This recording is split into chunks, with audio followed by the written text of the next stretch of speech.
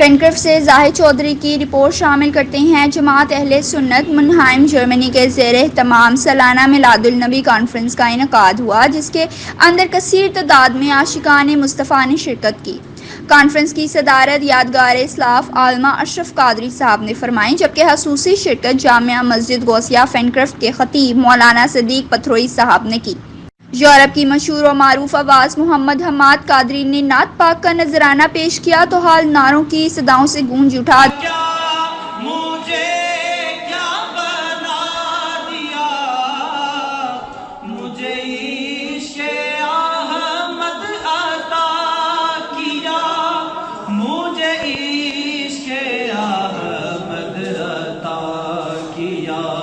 دیگر ثناءخواہوں میں قاری علی محمد شوال ظہیر، علامہ نوید قادری شامل تھے۔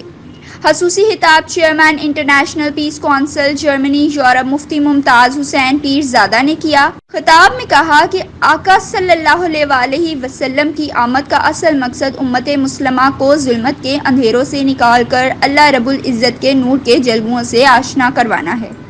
مشن مصطفیٰ صلی اللہ علیہ وآلہ وسلم کی تکمیل تبھی ممکن ہے اگر اپنی انا اور ذاتی عناد و پسند کو بالائے طاق رکھتے ہوئے صدقے دل سے دین کی اطاعت اور تبلیغ کی جائے، پیار، محبت، امن کا درس دیا جائے۔ انتظامیہ میں حاجی اللہ دتا، داد مقصود احمد، حاجی محمد عارف، حاجی محمد یوسف نے آنے والے تمام مہمانوں کا شکریہ ادا کیا۔